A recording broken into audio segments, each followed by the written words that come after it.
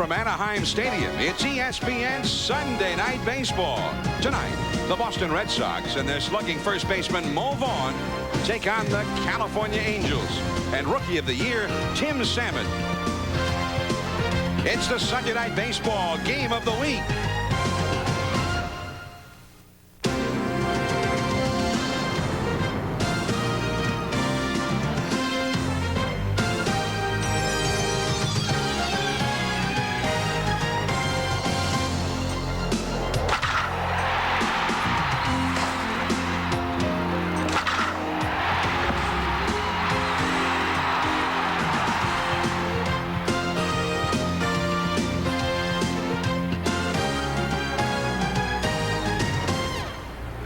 It's a beautiful night in Southern California tonight. Sunday Night Baseball from Anaheim Stadium, and the first place Boston Red Sox meet the California Angels. In the American League East, many people thought this was the strongest division in baseball, but many people were surprised when the Boston Red Sox jumped ahead early with the best record in the American League. Meanwhile, the American League West may be the weakest division in baseball, and right now, first place doesn't mean you have to be a winner. Hello, everyone. I'm John Miller, bidding you welcome to our telecast tonight. The Angels are just trying to get straightened out, although they're still very much alive in the American League West, as you can see. The Red Sox, though, a different story. Red hot and doing it the old-fashioned Red Sox way with great offense. 31 homers in their first 24 games, including Big Mo. Mo Vaughn off to a fast start again. This was Friday night here in Anaheim. He went deep. And Big Mo looks like he's going to have another fine season for the Red Sox. Andre Dawson also off to a very fine start for the Red Sox. Now with me, Joe Morgan. He knows all about fine starts. He knows all about big hitting teams, the way the Red Sox have been doing it so far this year, Joe. Yeah, John, but that's not the only reason that they're in first place. Otis Nixon has come over from the Atlanta Braves. He has added speed to the lineup, and that aggressiveness has, really gone throughout the lineup. A lot of guys are now going from first to third. Billy Hatcher even stole home the other day. So it's a different Red Sox team than we're used to. Now, this California ball club, a much younger ball club, and of course they had the Rookie of the Year last year, Tim Salmon, off to a slow start, but the old veteran Chili Davis, great year last year and a red-hot start this year. Well, Chili Davis has been their best RBI man the last couple of years, but his real influence is in the clubhouse. He is really helping these young players, and they also have Bo Jackson. Bo Jackson is not the center of attention here in Anaheim, and I think that's going to bode well for him. I think he's going to have a good year here. All right, now the Angels have not been winning a lot lately. The only man who has won for them is a rookie, Brian Anderson. This guy turned 22 the day he won in New York last Tuesday. They say pitches like he's been around for 10 or 12 years already. Well, he throws a lot of different pitches, and he seems to have control of all of them, but he has great poise for a young pitcher. All right, so we're anxious to see him here tonight. They're looking at him to be the stopper. It's the Red Sox and the Angels. Stay tuned. We'll get it started after this.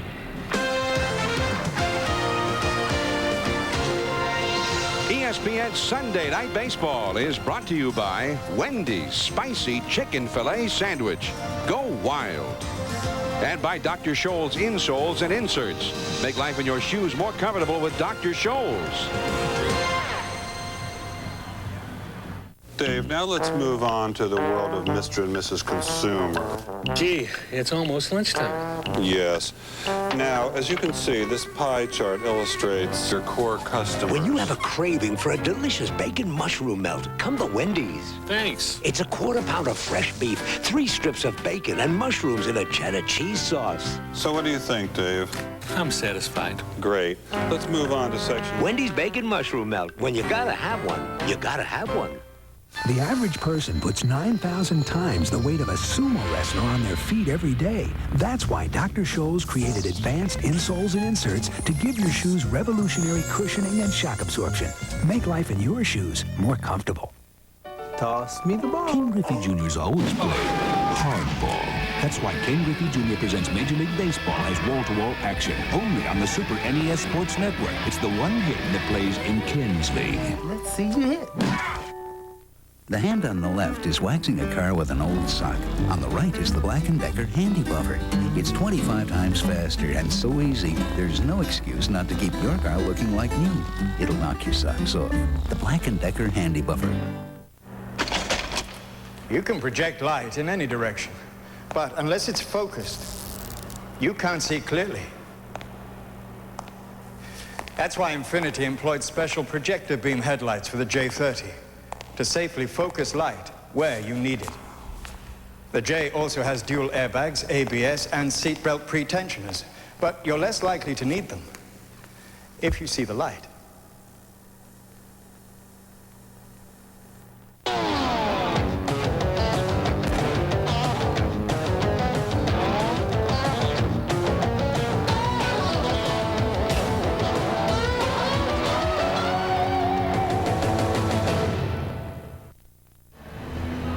Sunday night baseball from Anaheim. John Miller, Joe Morgan, and we're just about ready to get started. Butch Hobson, the manager of the Red Sox, team with the best record in baseball, and they have done it so far with some very potent offense. 31 home runs. And you see 2.5 times the number they had hit at the end of April last year, and scoring a lot more runs as well. They've won a number of ball games where they haven't pitched well this year. Otis Nixon leads it off in center field. It will be Billy Hatcher in right field. Mike Greenwell in left field hitting third. Andre Dawson, the Hawk, is hitting cleanup. Mo Vaughn batting fifth at first base. Tim Naring off to a great start. He's at shortstop. Scott Cooper off to a sensational start hitting the long ball at third base. Dave Valley, the former Mariner, is the catcher. And Scott Fletcher, the veteran second baseman, hits ninth. On the mound for the Angels, the fellow we were talking about, left-hander Brian Anderson. What a great birthday he had Tuesday as he beat the Yankees at Yankee Stadium. Brian Anderson throws a variety of pitches, and he explained it all to us before the game. Just a four-seam fastball. I like to throw that, when I'm coming inside. I throw my two-seamer like that, and that's, you're going to throw that trying to get the action away, down and away. Just a regular three-finger change up and try to, as you're coming through, you want to, keep the wrist stiff. Throw a slider, kind of throw it, come down and just, release it off that midpoint of the ball and get that, side spin. And then the curveball is almost the same grip, but just, coming over and pulling down like that, like you're pulling down a lampshade. A lot of pitches for a young player, John. Well, here we go. Otis Nixon leads it off, and he takes ball one. Nixon, a switch hitter, batting right-handed and hitting .233 thus far with 6 steals. And the count goes to 1 ball and 1 strike. John, what a pitching coach normally wants the young pitchers to do is find 1, 2, or maybe even 3 at the most pitches that he can count on in the clutch and try to perfect those pitches. Brian Anderson comes up with 5 pitches. 2-1 now. Well, we mentioned all of the hitting of the Red Sox, and you also brought out at the head of the telecast the difference that Otis Nixon has made in this ball club. All of a sudden, the Red Sox run the bases aggressively. They will steal a base at almost any time. That is foul, and the count goes to 2-2. But also what we've seen in this road trip in the Red Sox, they got out here last Monday in Seattle, is that all of a sudden they're not hitting the ball that well, and the pitching has carried them through. They could have won every game of this road trip, and in fact have won each of the last 4 games. 2-2. Check swing. Eduardo Perez, and he goes to Anderson. And let's take a look at the defense for the California Angels. Tim Salmon is in right field. He had 12 assists last season. Pretty good defense. Hudler's in there tonight at second base, and Perez over on the right side. And here is Billy Hatcher. Hatcher hitting .272 with a home run and 10 driven in. And talk about aggressiveness on the base paths. He shocked even his teammate Otis Nixon last week at Fenway Park when he stole a base. It wasn't just that he stole a base, it's which base he stole and when he stole it. 1 ball and no strikes to Billy Hatcher. And that's a called strike. Rich Garcia, the veteran umpire, back at the plate tonight. Billy Hatcher stunned the Angels, and I think stunned his own ball club with a steal of home last week to tie the game. Going back is Bo Jackson, and that's out number 2. Chuck Finley was on the mound last week and was leading 5-4 in the 7th inning. It was 3-1 to Mo Vaughn. Finley for the windup, and Billy Hatcher took off for the plate. Myers, the catcher, saw it coming, but was too late. A steal of home. Well, the interesting thing here is normally you do not try to steal home with a left-handed hitter at the plate simply because the catcher can see you coming. He can set up outside, and usually they can make a good enough throw to get you, but he just took off and stole it easily. Now Mike Greenwell with 2 down and nobody on. Up into the sunlight, Bo Jackson in the shadows, and that is the inning. Greenwell promptly retired. The Red Sox go down in order against the young lefty, Brian Anderson. Made it look easy. Look what's new at Sherwin-Williams. Style-perfect interior flat is on sale, just $9.99 a gallon. You'll find new Everclean and new wallpaper, too. It's all here at Sherwin-Williams' new look sale. Sherwin-Williams. Welcome to the Fleer Ultra Baseball Factory Tour. This year, we're putting gold foil stamping on both sides. Plus, more color-enhanced action on our all-new 3-photo backs. Fasten your seatbelts. Yeah! There's UV coating on both sides, too. And we're in your face with incredible inserts featuring superstars and hot rookies. There's one insert card in every pack. 94 Fleer Ultra Baseball, better than ever. If you're looking for a reliable place to service your car or truck, I've got great news for you. Now with Pep Boys, $5 rebate on Gabriel Pro Rider shocks. Struts, $10 rebate. Come to Pep Boys and drive away happy. I need coffee. Coffee. It's Jerry. He runs the Super 8 motel. He's like all their people, friendly and helpful. Can't be a relative.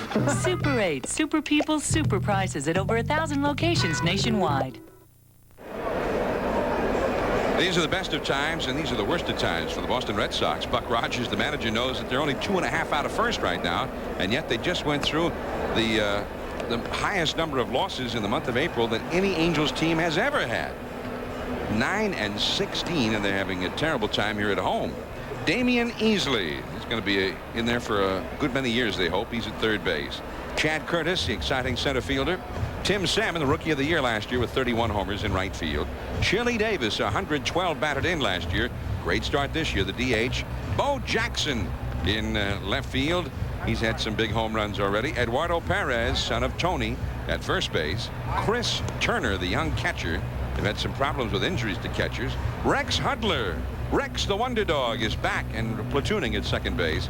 And Gary DiSarcina, native New Englander, is at shortstop, batting ninth. And on the mound for the Red Sox, the veteran lefty, Joe Hesketh.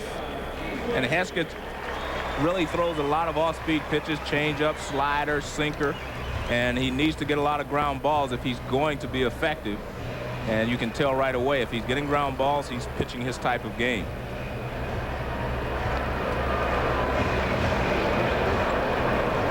Damian Easley, Southern California product, runs real well. You see he's got 3 home runs already.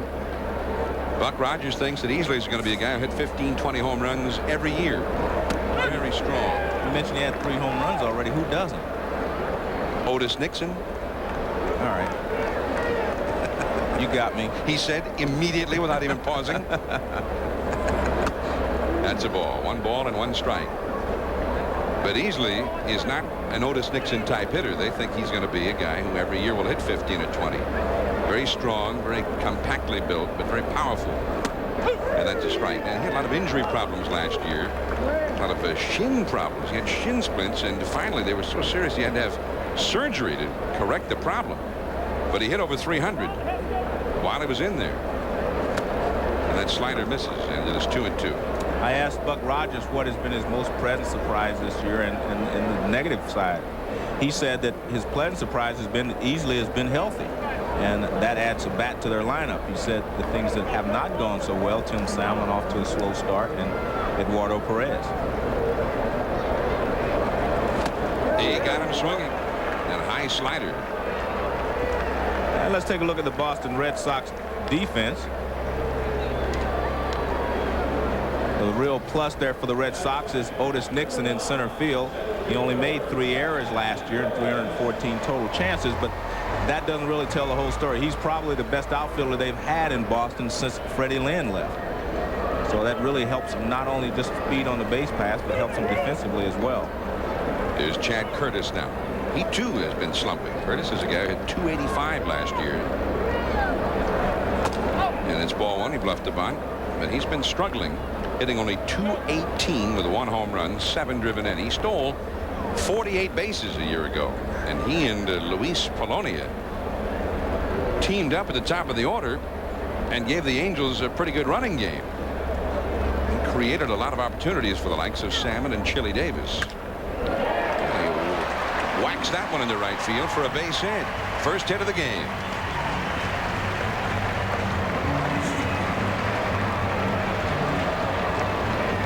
Left-handers, if they are effective and keep the ball away, you're always better off going the other way with them because the ball is tailing the other way. I have the theory of you always go back through the middle, but most hitting instructors will tell you if the left-hander is throwing the ball away and is tailing away, go the other way. Now, is that why you have that theory, or is it just because you believe that so strongly? I believe you go back through the middle. I learned that from Frank Robinson. He was a great hitter, and he taught me that. Well, actually, I read it in a book that he wrote once.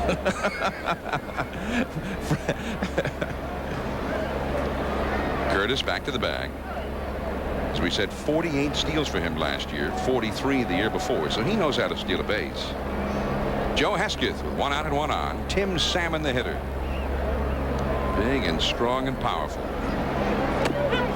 All right, there's a strike. Now, Buck Rogers likes to press the action, likes to be aggressive. But it's a risk if you steal here with a powerful guy like Salmon. I mean, if the guy gets thrown out, it's not too good. Well, when I think of Buck Rogers, I think of his roots being in the National League, although, of course, he's managed in the American League as well. And he's a more aggressive type manager than you will find in a lot of the American League cities.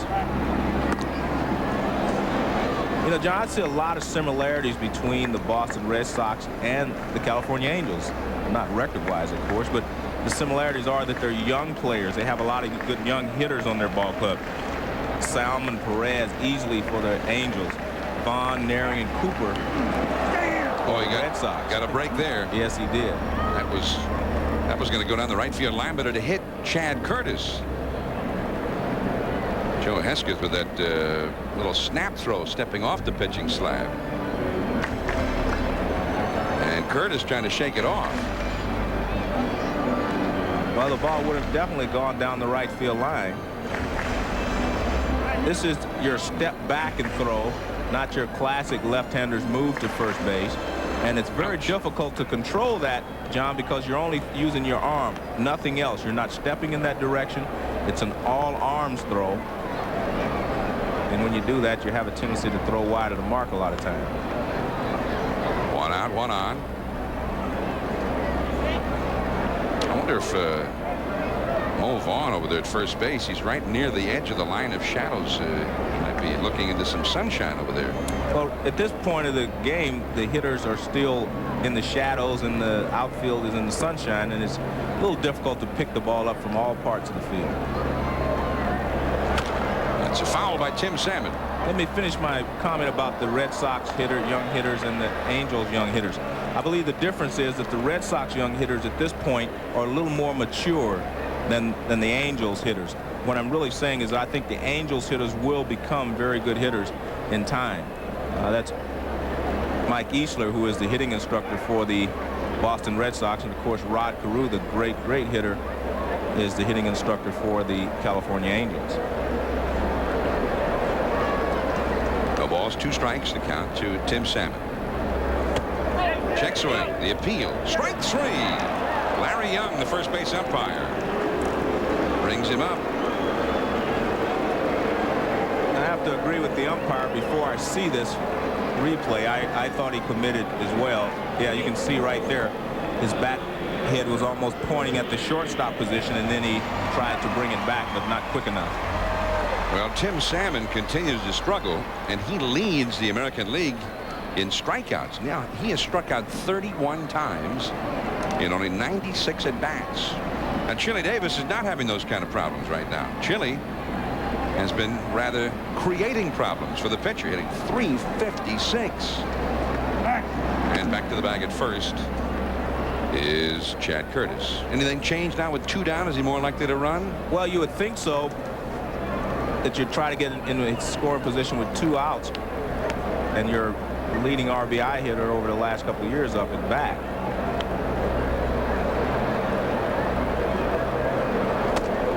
It's ball one to Chili Davis. Buck Rogers, he likes his ball club despite the problems they've had here the last 10 days or so. Despite their 9-16 record, he says that this is a better ball club right now than the Angels were at any time last year.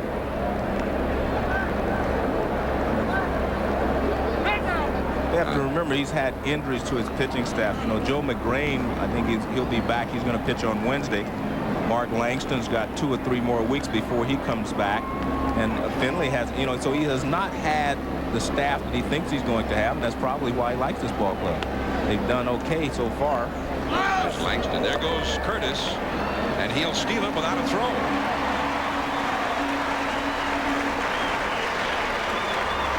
John, you will find that there are more no throws on stolen bases with left-handers on the mound than there are with right-handers. Because by the time the left-hander uncoils, if you take off in time, you get a better jump.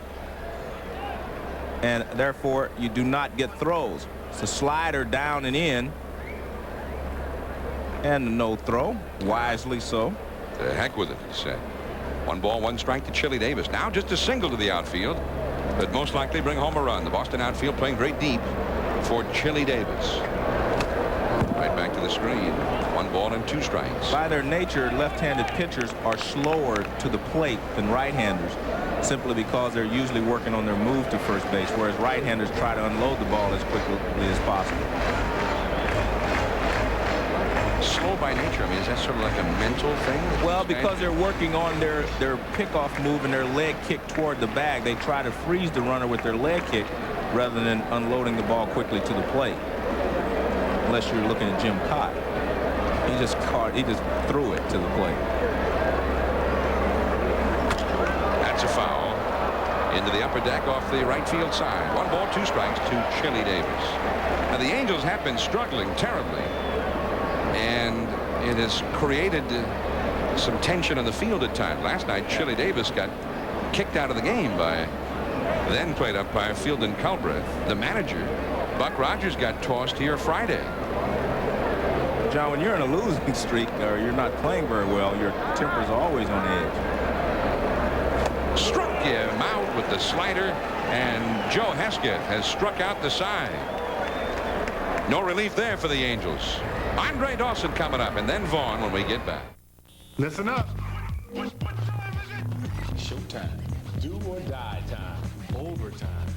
Prime time. Playoff time. TNT time. The most games, the best broadcast team, all the scores and highlights, and live bonus coverage. You know what time it is. Because nobody plays the playoff like TNT. Nobody. The NBA playoffs on TNT is brought to you locally by Beck's Beer, the #1 imported German beer.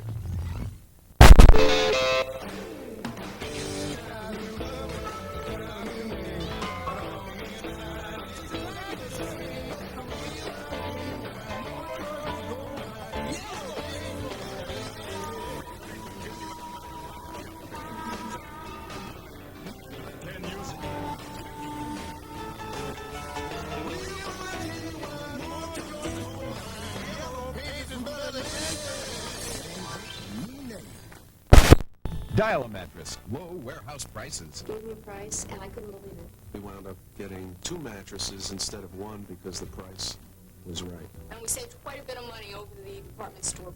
Dial 1-800-MATTRESS. It's fast, easy, and convenient. Get low warehouse prices on Sealy, Serta, and Simmons. Express 2-hour delivery, including Saturday and Sunday. And pay only upon approval. Dial 1-800-MATTRES. We saved about $500. Sports Center highlight would go something like this. I'm on third, and on the first pitch, I go. I'm stealing home. Everyone's going crazy. My manager, the fans, Dan Patrick. But I'm stealing home. I'm in there. I'm home. And somewhere in Philly, my grandma has one of her spells. Yeah, that's my Sports Center highlight. Andre Dawson leads it off for the Red Sox. We go to the second inning from Anaheim Stadium. This is John Miller along with Joe Morgan, your Sunday night baseball telecasters. Ball 1 from Brian Anderson, and he brought that one in there at 88 miles an hour. So he's got a little pop in that fastball. Andre's been struggling the last couple of weeks. He had a problem with his hamstring. That's foul. Andre talked to us about the way the changeup has become a more prevalent pitch lately, is what he said. You're seeing a lot of more straight changeups as opposed to fork balls or split fingers.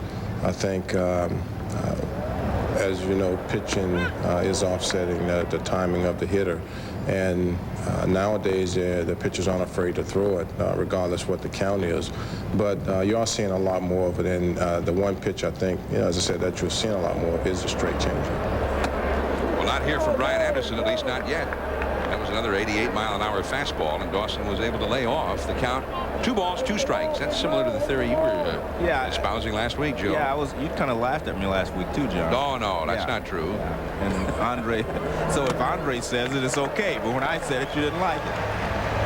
Well, I didn't see any changeups there. No. Andre sat there waiting for that changeup, and did he get one? No. The heat. This is the pitch that I think makes a left-handed pitcher effective. Now watch the ball. See it tailing away from the right-handed hitter? That's the pitch that I think left-handers should all try to master. Ball moving away from the right-handed hitter. Now here's Mo Vaughn. And he takes ball 1. Mo is hitting .360. 5 homers, 18 driven in. Up the middle, base hit. And that's the first Boston hit. Not enough. That wasn't a changeup either. Like a little slider. Yeah, slider right over the plate. Mo Vaughn has always been a good low ball hitter. So a left-hander is doing him a favor when he gets the ball down. That's a slider down and out over the plate. Good hitting there by Mo Vaughn. Just lined it right back through the middle. Beautiful swing there by Mo. Kind of reminds me a little bit of his hitting instructor, Mike Easler. Easler used to kind of finish like that a little bit. Well, here's Tim Naring, at long last, starting to show the promise, which everyone knew was there, but he kept getting hurt earlier in his career. Finally, the last couple of months of last year, he got to play injury-free, hit real well, and he's picked right up where he left off. .333, 4 homers, 17 driven in. He's a Butch Hobson kind of a player, too. There goes Mo into right field. That's going to fall. Base hit. Mo got deep there at second base by the combination of Hudler and DeSarcina, but he finally figured it out and got over to third base. There's another of the aggressive base running tactics we talked about at the beginning of the telecast. You did not see a lot of hit and runs from the Boston Red Sox before. Mo Vaughn is running on the pitch. Good hitting there by Naring. He goes the other way. Mo is going. He looks up. Now he finds the ball, but he's not sure if it's going to be caught. He sees that Salmon can't get it. Now he goes around to third base easily. But good aggressive base running and hitting there. Now, am I mistaken here, or did he find it a little late? Well, he found it late because he was running with his head down. I mean, if that guy had caught the ball, I don't think Mo is going to make it back to first base in that play. Yeah, but we'll give him the benefit of a doubt. He looked up to see where the outfielders were before he took off.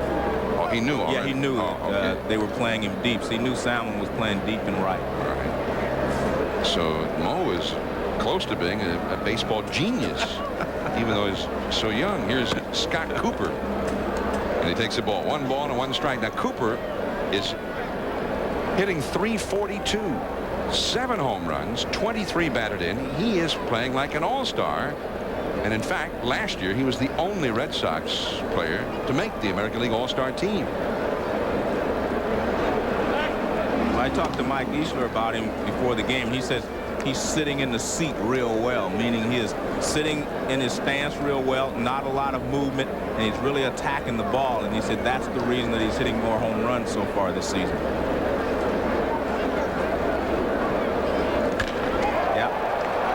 Deep into right field, Salmon.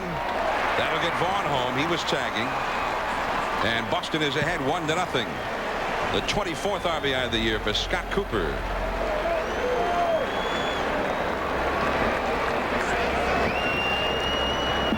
take a look at this swing. Now, this is see what he's talking about. Not a lot of movement there, and not a lot of head movement, body movement. Just kind of sits there and swings through it, attacks through the ball with his hands and his hips.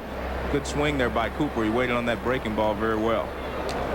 24 RBIs for Scott Cooper, and here now is Dave Valley. Cooper, by the way, one of the Red Sox just off to a great start in the clutch. He's hit .444 so far this year with men in scoring position.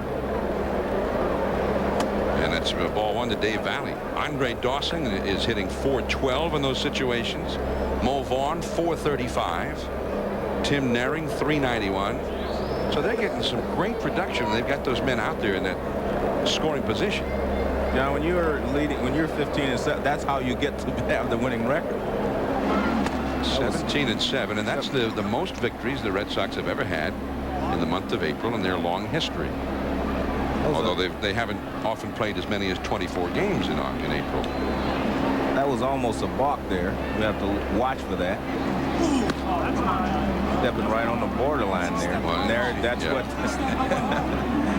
Well, I mean, and I have to agree that he is stepping right on the borderline of going to home plate rather than stepping towards first base. And both. It's not a balk. Well, he says it's not a balk. The umpire did. Frank White. Yeah, Larry Young's telling the whole dugout now. Well, telling Butch Hobson anyway. Well, Frank White thought it was a balk, and so did Tim Naring. And I will say I thought it was awfully close from up here.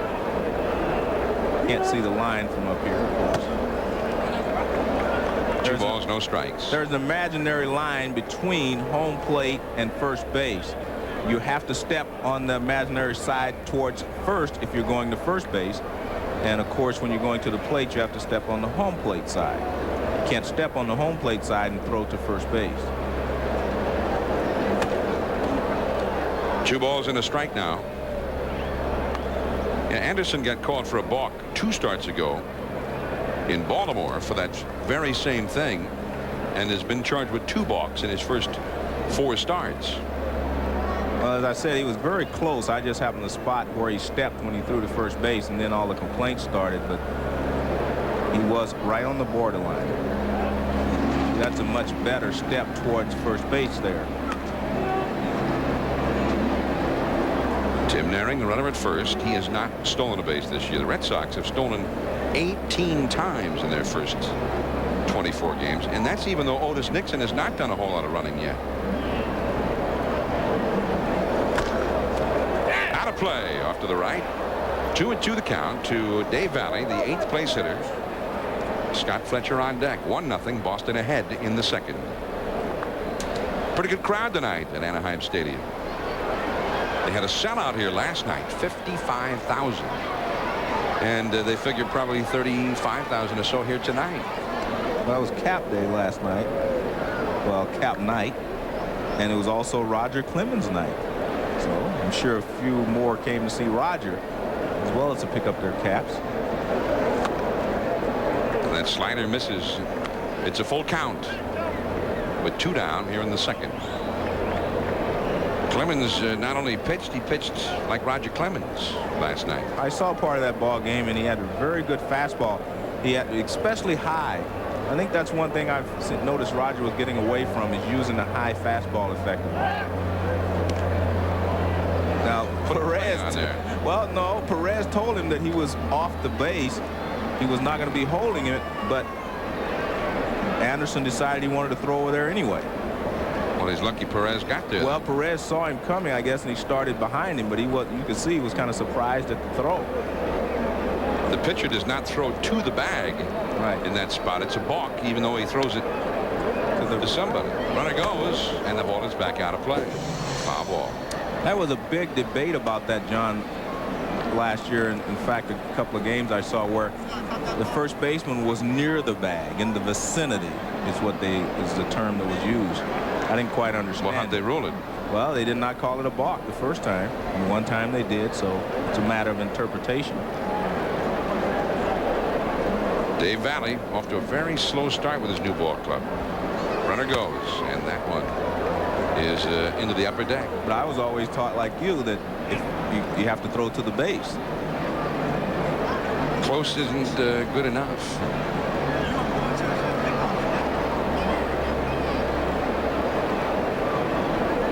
3-2 the count. Brian Anderson.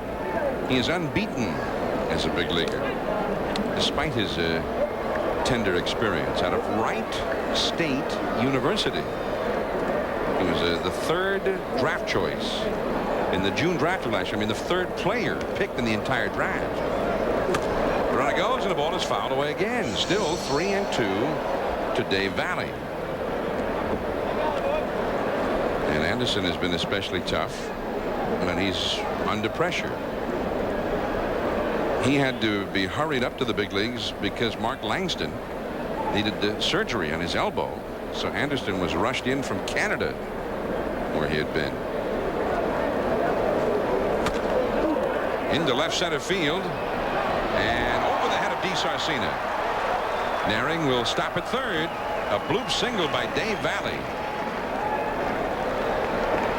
And the 9th pitch of the sequence, Valley bloops a single in there. And he's glad to get it hitting 157. Well, it's a good pitch from Anderson. He jams Valley, and it's a little pop-up in the shallow left center field right there in no man's land. DeSarcina goes out, retrieves it. Runners at first and third now with 2 down. So now Scott Fletcher, veteran middle infielder, will come up. Normally we'd be seeing John Valentin at shortstop with probably Naring at second base. They feel like Valentin and Naring could be a combination out there for many years to come. Fletcher in there. A very useful player. Had a very fine season for the Red Sox last year. In fact, they were off to a very fine start a year ago. Much like this year, although not hitting as well. But then Fletcher got hurt. And it seemed that he was the guy they couldn't do without. He went on the injured list for a while, and they went into a losing streak. Now, instead of Otis Nixon coming out on deck, Lee Tinsley has come out. So Otis must have hurt himself.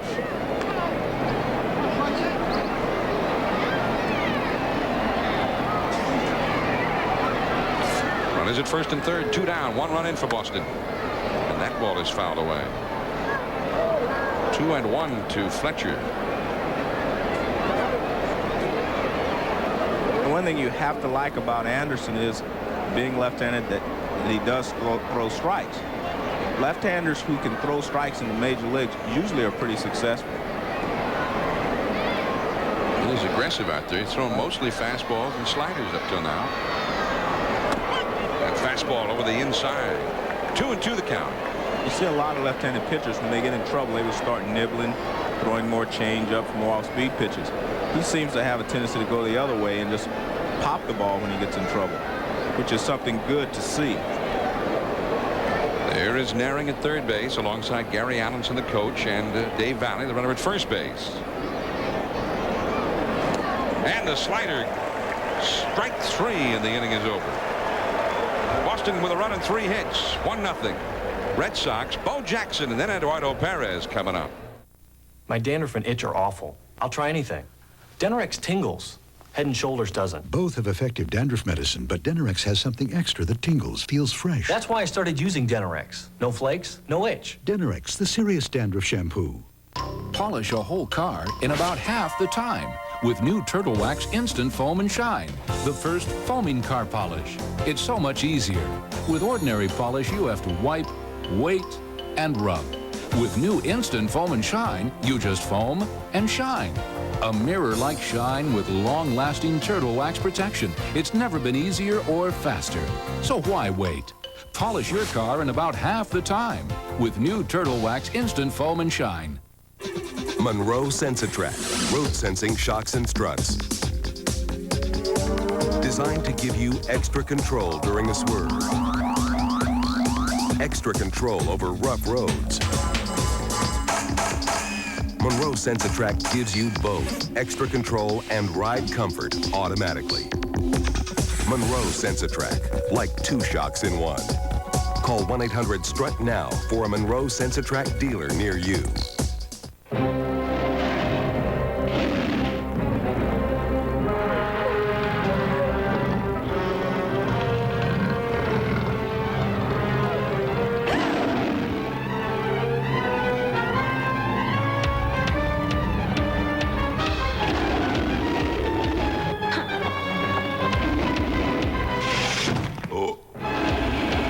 Still going. Nothing outlasts the Energizer battery. It keeps going and going.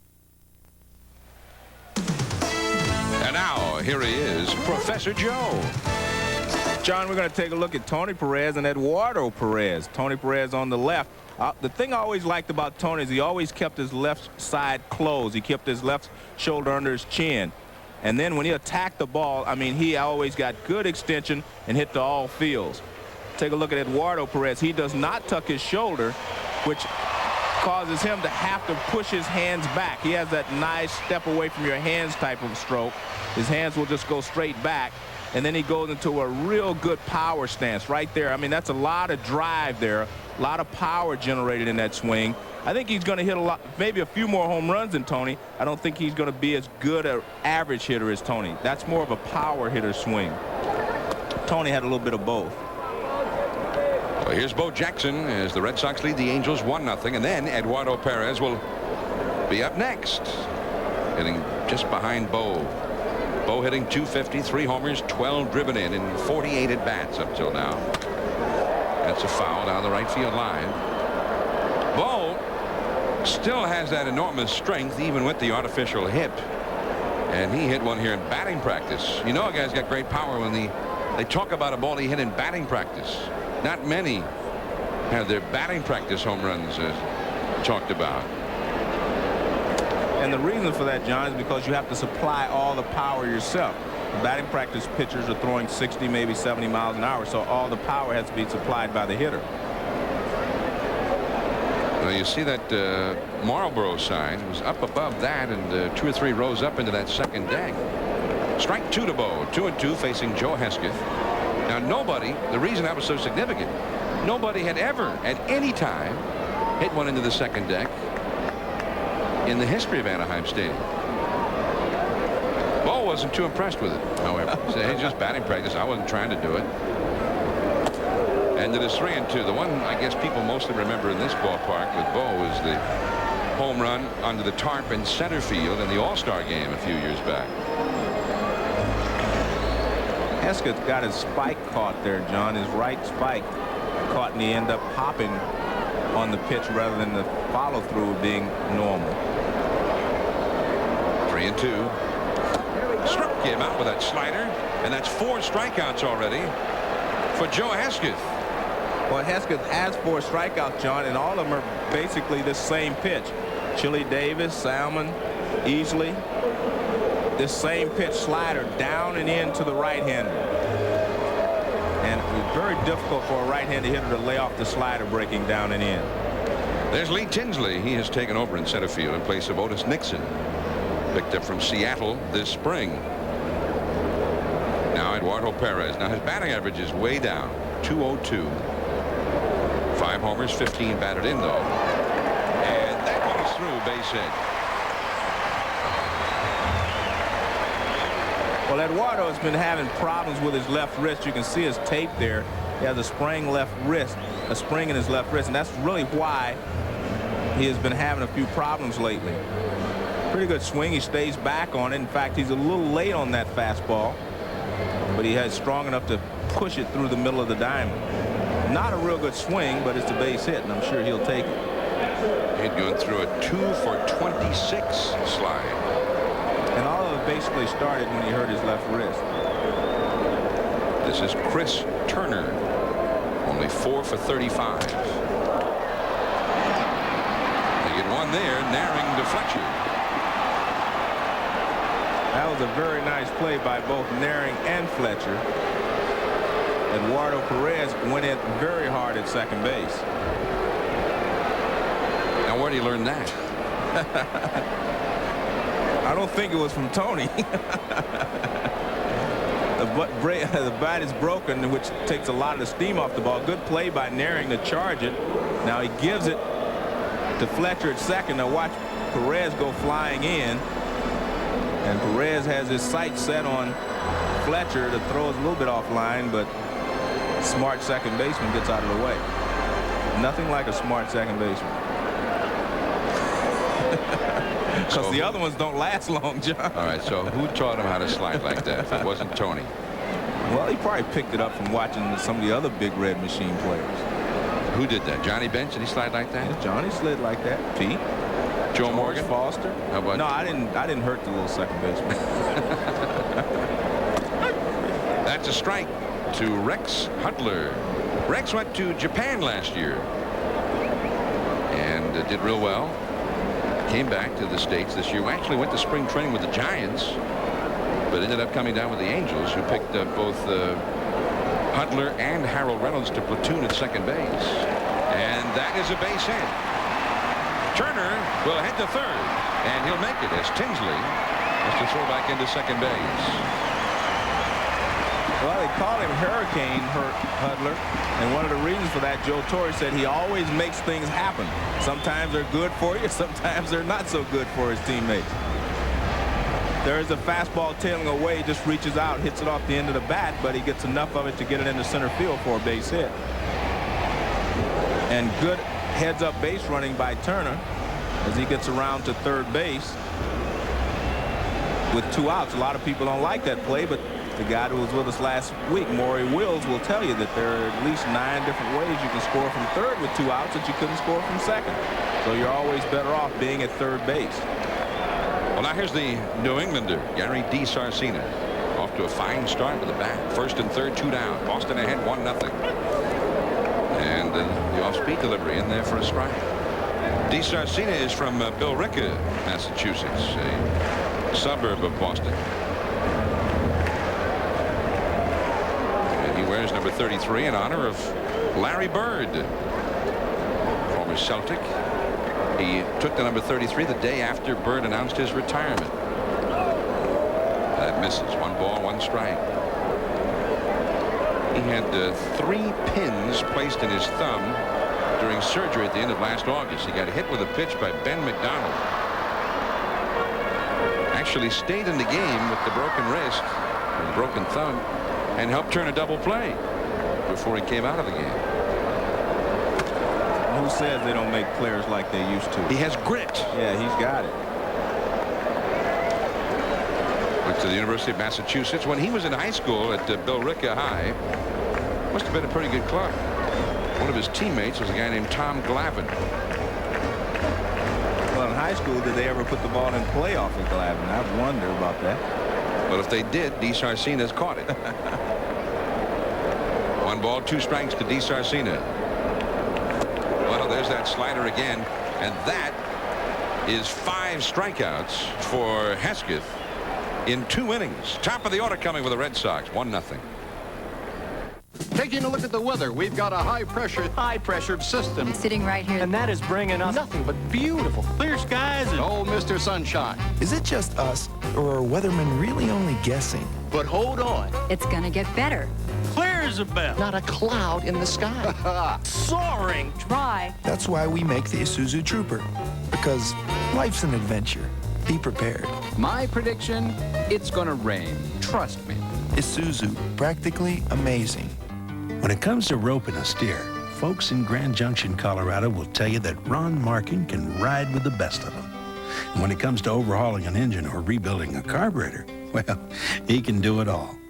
You see, when Ron's not riding a horse for fun, he's turning a wrench for a living. So he buys a lot of parts, mostly from AutoZone. Sure, there are other parts stores in town, but Ron knows that when you want the right part for the right price, there's just no place better than AutoZone. Here comes a new taste from the inventor of light beer. Introducing new Light Ice from Miller. The first, the only ice-brewed, less-filling beer. It's 100% ice-brewed for a taste that's more of what you want. Definitely light for less of what you don't.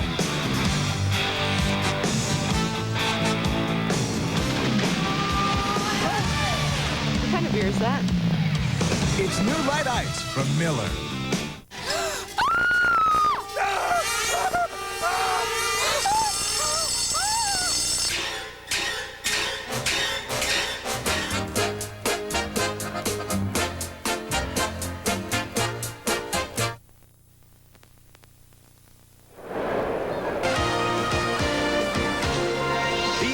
Sunday Night Baseball is brought to you by the more than 800 AutoZone stores across America. AutoZone, the right parts at the right price.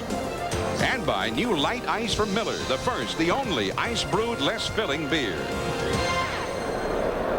Inning number 2, and this is Lee Tinsley taking ball 1 from young Brian Anderson. Boston 1, the Angels nothing. Otis Nixon had to lead the ball game with a tight left hamstring, which happens sometimes when you get old. And there's a foul out of play. I was talking to Andre Dawson before the game, who had some more knee surgery during the offseason. Now he's got a hamstring problem the last couple of weeks. And I just said, gee, it seems like it's always something, isn't it? And he says, hey, that's what happens when you get old. Well, I'm sure it does happen to some of you guys when you get old. And then some of us just retire. Yes. 1 ball and 2 strikes now to Lee Tinsley. Now, this guy's been around a while.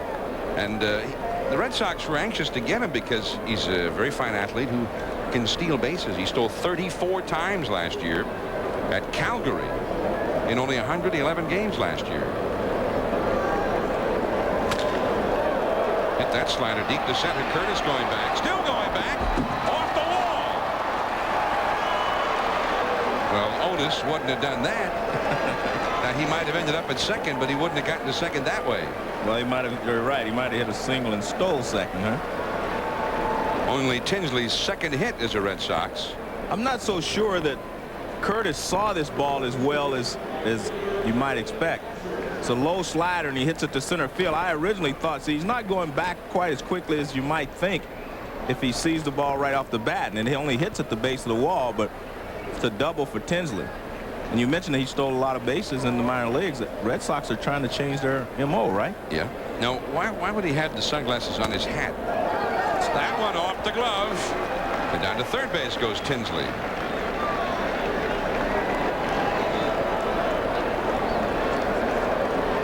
And Turner talking that over with Anderson. He may have crossed him up on that one.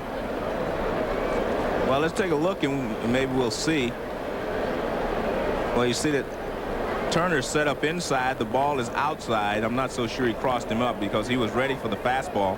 It was just in a different location than he was expecting.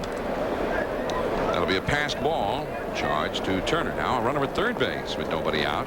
1 ball and no strikes to Billy Hatcher, who was showing bunt on that last one. And Billy has been slumping lately. 0 for his last 19. Now with a different job, trying to get the man home. And there's so many ways he can do it. Yeah. With nobody out. Just put the ball in play. Hit the ground ball to the second baseman. The only place you do not want to hit it is third base or back to the pitcher. But just about any other infielders that grab the ball will not go to the plate with it.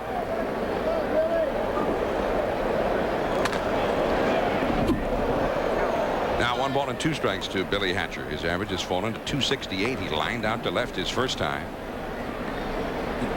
Well, he was swinging the bat well earlier, because if you can go 0 for 19 this time of the year and still be hitting 268, he had a pretty good start.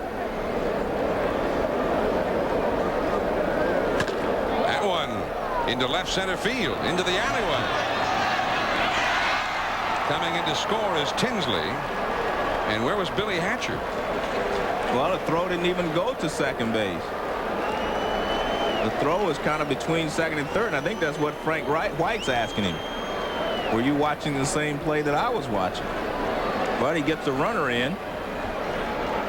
Now, he's a fast man. I don't know why he's only at first base on that one. And he usually gets out of the box well. He's running. He makes the turn. He starts towards second. Now he decides, well, he's almost to second base, and he decides he better go back.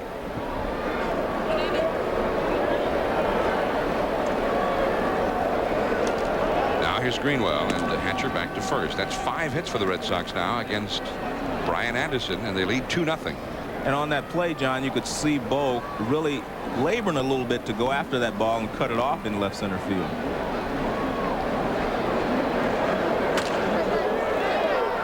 Curtis got a late break. Base hit. Tried to force Hatcher at second, but Hatcher beats the throw. It's the same thing I said about the ball that Tinsley hit. He did not see the ball as well off the bat as you want, and it could have something, you know, the light could have something to do with it. A big swing, but the ball is hit towards the end of the bat and popped up. And again, he's charging in. His face is in sunlight, but the sunglasses are up on his cap. I don't know if that affects the jump that he gets on the ball or not, but he has not gotten a good jump on the last 2 balls hit out there. So 3 straight hits for the Red Sox to start the inning. Boston ahead 2-0, and the big guns are coming up. Dawson, then Vaughn. Dawson struck out his first time. He has hit .412 with men in scoring position. That's a high drive deep to left, but not deep enough. Bo Jackson there. Tagging at second, Hatcher. He's going to head for third. And he's in there. Greenwell held up at first. Well, that was interesting, John. It would have been an easier play for him to go on to second base on the ball he hit in the gap than this particular play. This Bo makes a good throw right on the money, but Hatcher beats it. Well, there he catches it. Now he realizes that he's going, so someone should have been yelling to Bo that he was tagging up, and Bo could have gotten himself in a little better position to make the throw. Bo still has pretty good arm. Yeah, that was a good throw. Nothing wrong with the throw. Mo Vaughn, the hitter. First and third, 1 out. Pick off to third. I saw the young Anderson pitch in Baltimore 10 days ago. And he actually did that pickoff play differently than you'll see it. Sometimes they fake the third and throw to first. He'll actually make throws over to third base.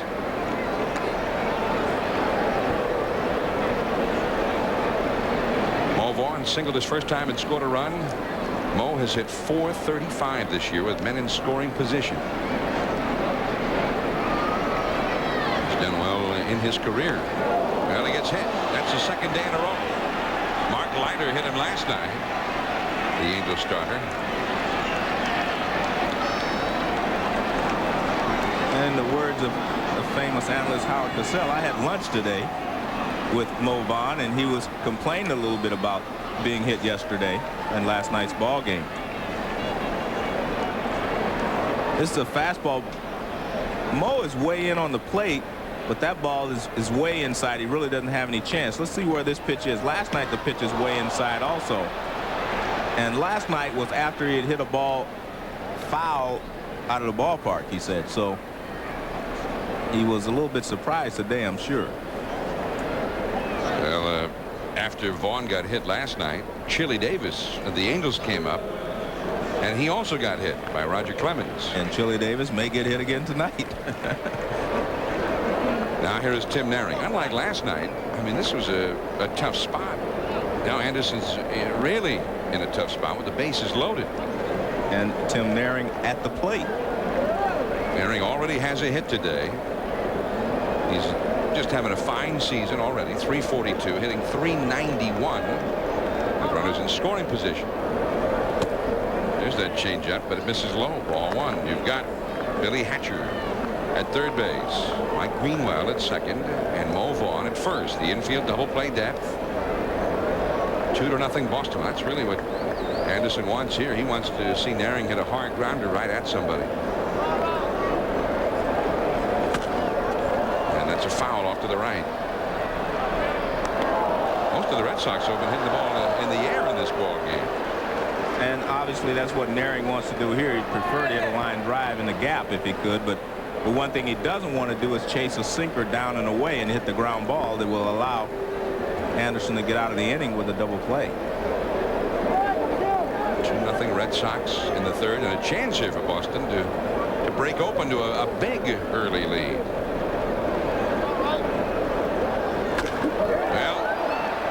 Deep. Curtis has it go over his head. Hatcher scores, and nobody else will score. Well, we talked about how well and aggressive the Red Sox have become on the base pass. Mo Vaughn had to stop almost at. Mike Greenwell went back and tagged up. Yeah, Mo Vaughn was almost running over him at second base. So pitch is out over the plate and up. Naring hits it well in the right center field. Now watch it hit the bottom of the fence. Now this should be at least a double and drive in at least 2 runs. But there you see Greenwell going back to tag up, and you really do not tag up like that with 2 outs, with 1 out. You only tag up if you're sure that they're going to make the catch. That's the only time you tag up on a long fly ball. It's from second base. So a single off the 386-foot marker out there. 2 runs had to score in that one at least. Scott Cooper, the hitter. 3-0 Boston. And Mike Greenwell, he's been around a long time. He knows better than to run bases like that. Well, the only thing I can figure again, Joe, he may have did like Larry Walker last week, forgotten that there was one out. He could have thought there was no one out. He's tagging up to move to third. But with one out, you do not tag up unless you're sure the guy's going to make the catch. 1 ball, no strikes to Cooper, the 7th batter of the inning. He hit a sacrifice fly his first time. And he is one of the hottest hitters around right now. Scott Cooper, the Red Sox RBI leader, picked up number 24 tonight. And let's give Mo Vaughn a pat on the back there. That was excellent base running by Vaughn, because he rounded the bag at second base knowing the ball was in the gap and thinking he was going to be able to score. And all of a sudden he has to stop and go back to second base. So good base running by Vaughn not to overrun Greenwell. Now Perez to second for 1. Anderson covering at first, and it's behind him and into the dugout. DeSarcina's return was a bad one. And 2 runs will score instead of the inning-ending double play. Both Greenwell and Vaughn come in to score, and it is 5-0 Boston. Well, you have to give a little credit to the aggressiveness of Tim Naring getting down to second base. Now watch, he'll put a lot of pressure on DeSarcina at second base. Perez's throw is there. He gets it, but see, here comes Naring. So DeSarcina has to jump in the air and try to throw at the same time. Ozzie Smith's the only one I've seen do that perfectly every time, and the throw is offline. So good base running by Naring, putting a lot of pressure on the shortstop. And Naring talking to Greenwell there about, hey, you got home anyway. Forget about it, buddy. Here is Dave Valley. But he's saying if I drive in 99, I'm going to be a little upset. Should have had 2 on that one, no question. So a force out. Cooper gets credit for a run batted in that play because they cannot anticipate a double play, even had it been not a difficult one. And then an error charged to DeSarcina for allowing Vaughn to score and for allowing Cooper to get to second base. So 4 runs have scored in the inning. Boston leads the game 5-0. The Angels bullpen is busy. Brian Anderson getting roughed up for the first time as a big leaguer. Dave Valley singled his first time, and it goes to 2-0. There is Scott Lewis, a right-hander, throwing out of the Angels bullpen.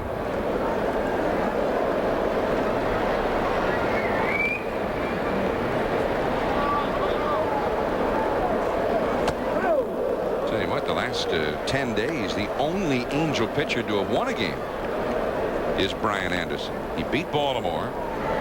Then the Angels went to Boston, lost 3. They lost 1 in New York, and then Anderson beat the Yankees last Tuesday. And they've lost every game since then, since coming home. And now even Anderson getting roughed up. And the Red Sox showing why they're in first place in the American League East. And there's ball 4 to Dave Valley. And so the Red Sox now will have batted around in this inning as Scott Fletcher, the 9th place hitter, comes up. The Red Sox have largely compiled their best record in the league against these Angels. 5-0 against them. They've hit well against them and scoring well, and they have pitched pretty well. Buck Rogers says one of the reasons the Angels are in a tailspin is because they've faced some good pitching the last 6 or 7 days.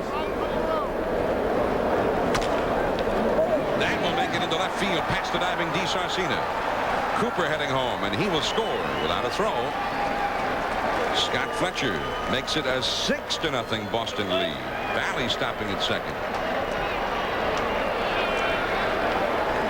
Well, they're giving Scott Fletcher the hole, and he finds it on the left side. This ball is not drilled, but it's hit sharply enough that it finds the hole on the left side. By the time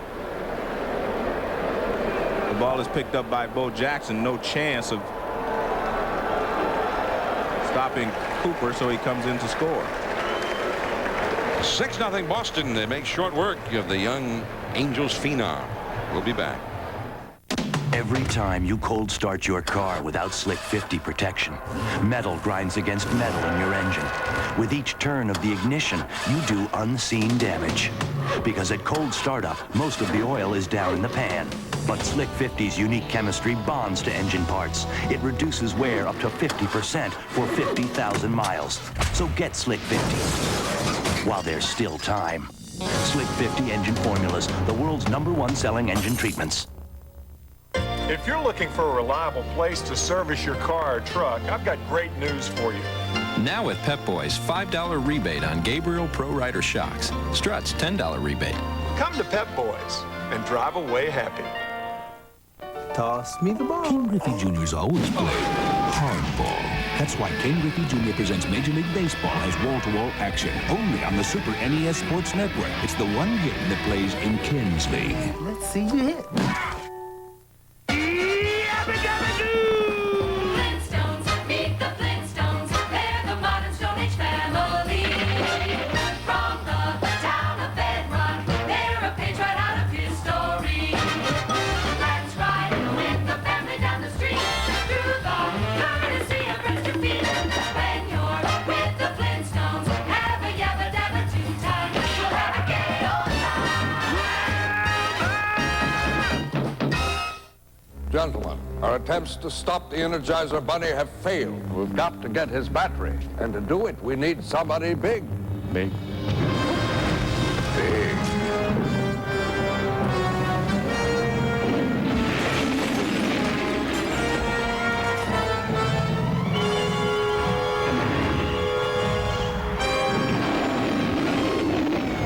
Ah! It's the end of the road, Mr. Energizer Bunny.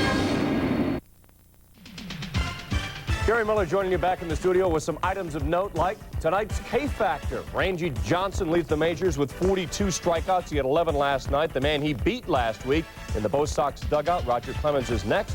Joe Hesketh has 5. Let's go back to John and Joe for the Angels pitching change. And Brian Anderson does not add much to his total tonight, but he gets roughed up for the first time as a big leaguer. Scott Lewis comes on for him. Veteran right-hander out of the University of Nevada, Las Vegas. And he's got knocked around so far this year, as have a lot of other middle relievers in baseball. The batter is Lee Tinsley, who started this rally with a double. Red Sox have not stopped hitting since. There is Dave Valley at second base. Scott Fletcher, the runner at first. 5 runs have scored, and Boston is ahead 6-0 in the 3rd inning. 2 down, 2 on. Tinsley, the 10th batter of the inning. And the curveball misses. 1 ball and 1 strike. Tinsley, rather well traveled in his minor league career. He started his career in Scott Lewis's hometown, Medford, Oregon. You ever been to Medford? No, not recently. Very nice. Not recently. Lee Tinsley is from Shelbyville, Kentucky. He was with the athletics organization there for a while. Went to Cleveland. And the Mariners picked him up last, September before last. And a foul ball back. 1 ball, 2 strikes. He's a guy who stole a lot of bases. Very good athlete, but has not always hit real well. But finally at Calgary last year, he batted .302, and he hit 18 triples, 25 doubles, 10 homers, and stole 34 bases. That opened a few eyes around baseball. He's 25 years old. 18 triples has to open your eyes, John. That's a lot of triples. A lot of triples. Let me ask you a question here, trivia time. Which team has had 13 consecutive years where they finished last or next to last in stolen bases? Let me think. Yeah, I figured now, if I said the Red Sox, that'd be too obvious. You couldn't mean the Red Sox. Yes, the Red Sox. For 13 consecutive years, they finished last or next to last in stolen bases in the Major League. I mean, is that amazing or not? In the last 50 years, they've only had 2 players steal over 30 bases. Now I'll let you name those 2 players. Oh, Tommy Harper. Yeah, you see my notes. How about Jerry Remy? Yeah, you're looking at my notes. Are you kidding? I know this stuff. And notes. Well, that'll save a run anyway. DeSarcina keeping it on the infield. A broken bat single for Tinsley. And when will it end? Billy Hatcher's coming up again. Well, there are a few of these balls that are not hit hard, John. They're just finding holes. This ball is hit off the end of the bat, so he just kind of throws the bat at the ball. He hits it off the end of the bat, not hit very hard, but it eludes the third baseman. And once it gets past easily at third, there's no chance to make a play on anyone. Now Billy Hatcher takes a strike. Hatcher 1 for 2, drove in a run in this inning. Lee Tinsley has 2 hits in this inning. He had only 1 hit for the season for the Red Sox before.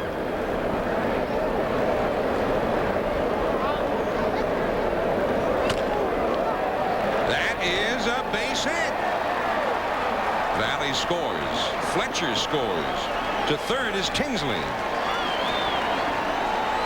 Everybody's doing it. It is 8-0 Boston. 3 RBIs in the inning for Billy Hatcher, who had been 0 for 19 until this inning. Well, like I said about Tinsley, this ball is not hit hard either. This one's hit off the other end of the bat, the jam job, and he gets enough of it to bloop it into center field for a base hit. Tinsley hit his off the end of the bat. Hatcher hits his off the handle, but they both count for base hits. 8-0 Boston. All of those runs charged to Brian Anderson. Now here is Greenwell. He is 1 for 2. Greenwell has been struggling. Everybody in the Red Sox is getting healthy in this inning. Boston has 7 hits and 7 runs in the inning. The only batters who've made out, Andre Dawson and Scott Cooper. And even Cooper got a run batted in. Damian Easley just in time. 12 batters for the Red Sox in the 3rd inning. 7 scored, 2 left. 8-0 Boston. Take a new look at the Black & Decker jigsaw. It's cut out for so many projects. It's one tool you'll use all around your house. Get the jigsaw from Black & Decker. Fasten your seatbelts. Because 94 Fleer Ultra Baseball has more gold, more photos, and more incredible inserts featuring superstars and hot rookies. There's 1 insert card in every pack. Fleer Ultra, better than ever.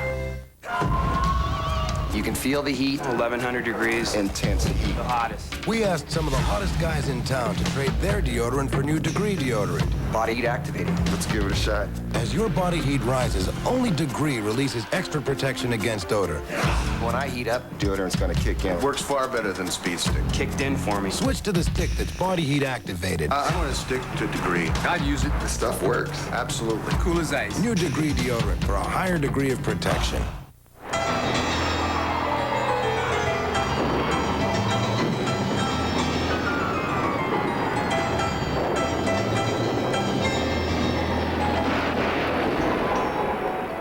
Some storm we had last night.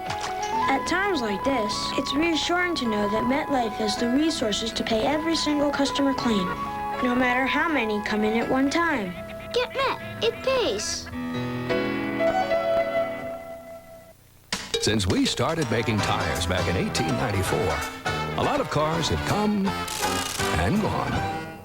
Some took off in flights of fancy, while others never quite got off the ground.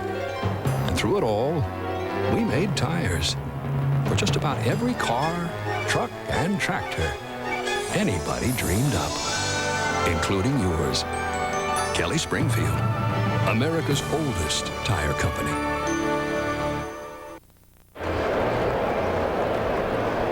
The Red Sox 8, the Angels nothing. We go to the last of the 3rd inning, the top of the order for the Angels. Damian Easley fouled. Easley struck out his first time, and Joe Hesketh not only has an 8-run lead with which to work, but he also has 5 strikeouts in the first 2 innings. Well,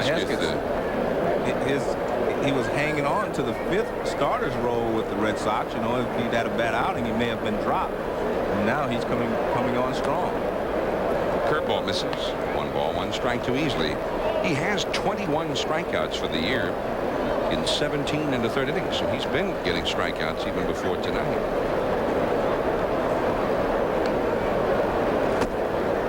And that fastball is low. Basically, all of his strikeouts in this ball game have come on one pitch, the slider, down and in to the right-handed hitters. The only one that wasn't down and in was to Easley, and he swung over the top of it. The other ones were down and in to the right-handed hitters. 3-1. Chad Curtis on deck, and then Tim Salmon do up 3rd in the inning. There are 9 consecutive right-handed hitters in the batting order against Hesketh. I wonder if he turns that into an advantage.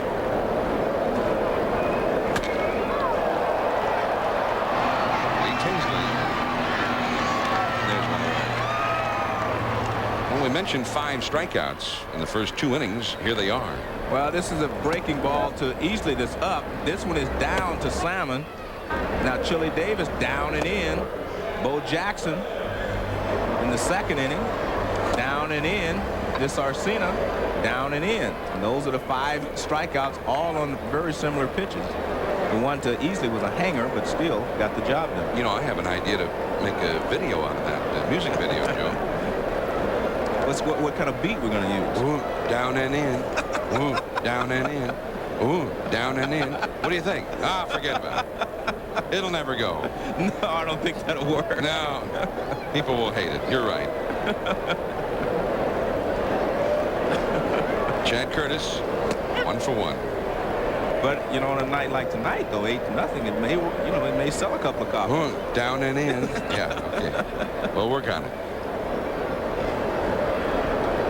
It just kind of came to me. Yeah, I like the beat. I don't know about the lyrics, but I kind of like the beat. Yeah. Oh, you don't like the lyrics? No, I like the beat, though. Down the right field line, that is foul. Billy Hatcher over to pick it up. Looks a little bit like Larry Walker, huh? Last night. except it was all right this time. Ball barely fouled down the right field line. It's curving. When a right-hander hits it down that way, it kind of slices. That's what you call baseball's a game of inches. It was about 2 inches from having a base hit, an extra base hit. 1 ball, 2 strikes to Chad Curtis. Tim Salmon on deck. Joe Hesketh.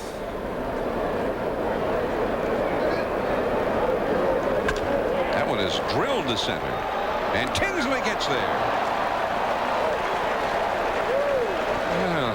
There's a lot of Red Sox center fielders would have said, hey, that's a base hit. Well, 8-0, you might say, I don't know if I should try this. But he got a good jump on the ball, and Curtis is saying, what do I have to do to get out of this slump I'm in? There's a slider hanging, and you could see Hesketh shake his head because he did hang it, but a good play there by Tinsley. Hesketh knew that he had made a mistake when he hung the slider, but that's what you have outfielders for. Chase down the pitcher's mistakes. Tim Salmon, the hitter. Well, you know, for years, one of the problems the Red Sox would have is they've had all these big sluggers. Right. But who didn't necessarily cover a whole lot of ground. And when they left Fenway Park into a big ballpark, they were left exposed. Salmon right to Hatcher. 8-0 Boston. Andre Dawson is coming up.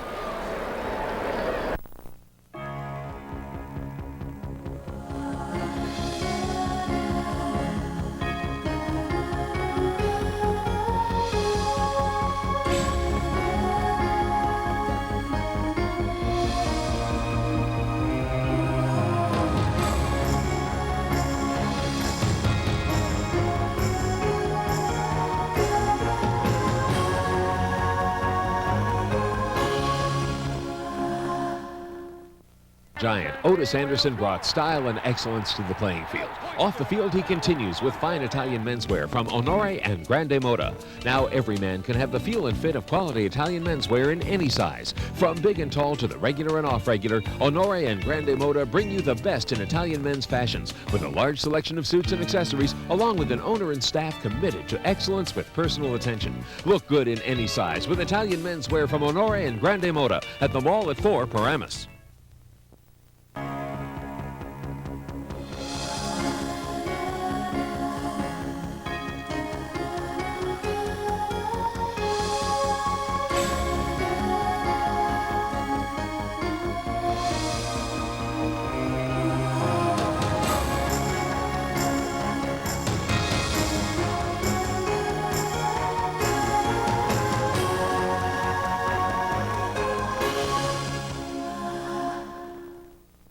Home Video presents the 50 greatest home runs in baseball history.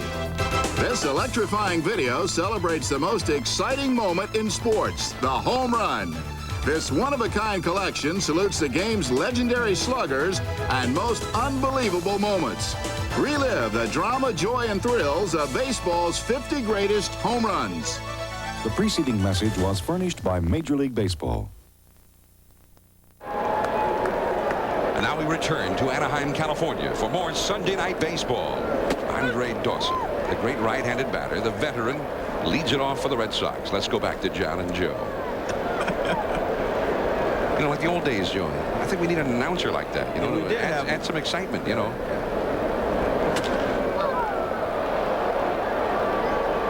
Into the twilight, Chad Curtis. And Dawson is 0 for 3. He's the only one not getting in on the big night here.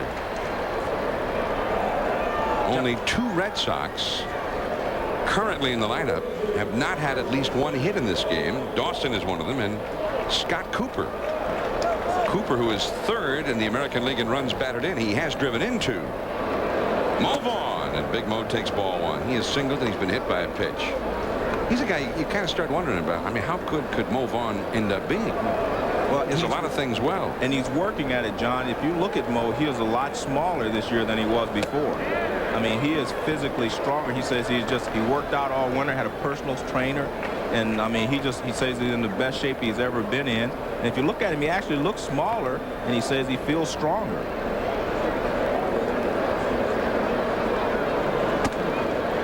Two and 1.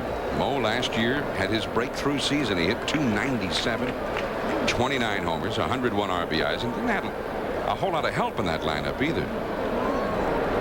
See that his home runs per at bat have picked up greatly. That's out of play.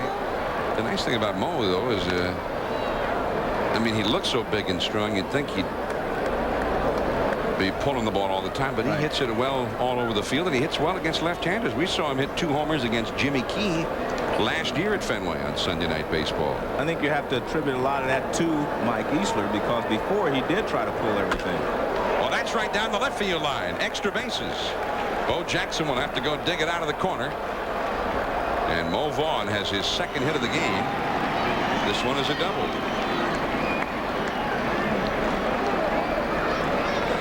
Hit number 11 for the Red Sox. And speaking of going the other way, let's take a look at Mo Vaughn. Swing. Now watch. Let's take a look at this swing. The extension is there. You can see everything is going toward left field. He is not trying to hook the ball. Everything's going toward left field. Beautiful swing there by Mo. Look at that. That's classic. Really reminds me more and more of Mike Easler when I watch him hit, only with more power. 5th double from Mo Vaughn. And the slider from Scott Lewis for a strike. Tim Naring is 2 for 2 with a run batted in. He's hitting .350 now for the year.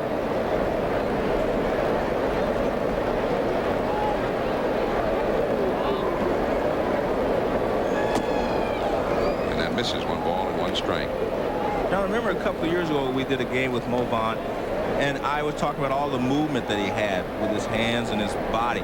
Well, now he basically just moves his hands, which I think has really helped him a lot. You know, too much movement, you know, causes your head to move, etc. but he has to have something to start the bat with, so he keeps his hands moving now rather than his entire body. Eduardo Perez is over, but the ball is in amongst the spectators. Also, Rex Hudler went over there. 1 ball, 2 strikes to Tim Naring. Naring hit .331 for the Red Sox last year in 39 games. He started the year at Pawtucket. And most of his career has been spent with one injury after another. They wondered if maybe Naring would ever actually get healthy enough to fulfill the promise which he displayed when he first came up in 1990.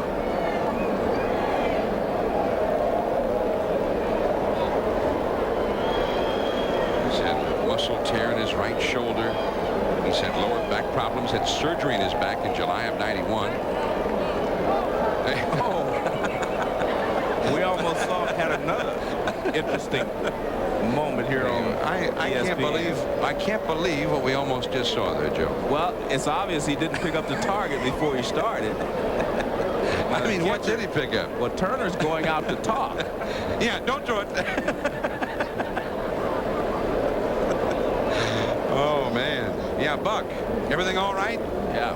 Better pick up the target before you release it, though. Yeah. That's all right in the West, though. You can do stuff like that in the West and still be a contender. I mean, if the Angels lose this game, their record will be 9-17, and they will have fallen 2.5 games off the pace. There's Bill Bavasi, the new general manager of the California Angels. Comes from a baseball family, to be sure. In the right center. And that one is into the alleyway, all the way to the wall. Rounding third is Vaughn. He'll score, and Naring is into second. Back-to-back doubles, and Boston leads 9-0. You know, it's easy to say, but Naring, when he's standing in the batter's box, he really kind of looks like a hitter, John. And to describe that or to say exactly what that means, I can't. But he looks like he is in control of the bat and his body. And that is what a good hitter does. So he's in control. That ball's down and away. You can see him go after it with the top half of his body. He always steps the same place, but he goes after the ball with the top half of his body. That ball was away. He drove it in the right center field. Now that gives Naring 19 RBIs for the year. And here is Scott Cooper.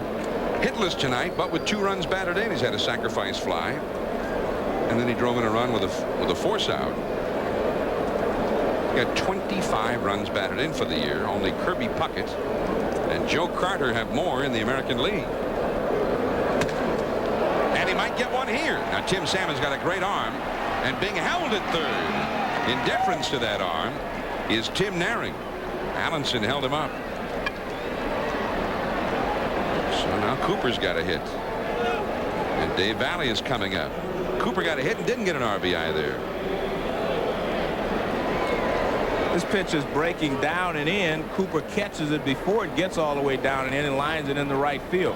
Most left-handed hitters can hit that pitch down and in. And Salmon's strong arm holds Naring at third base.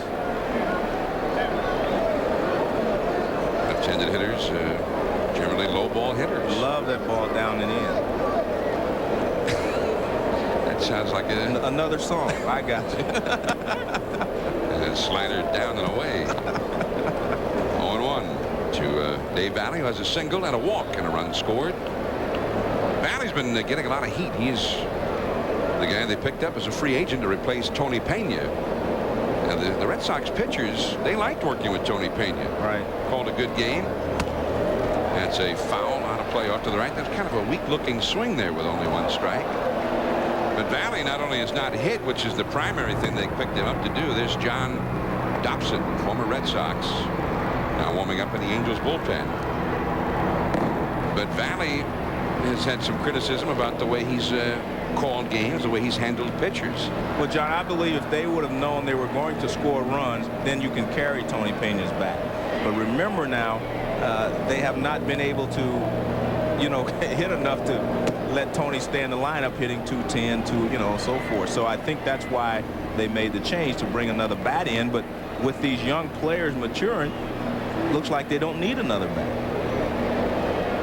They've been going with 3 catchers. Damon Berryhill is on the club, and Rich Rowland also.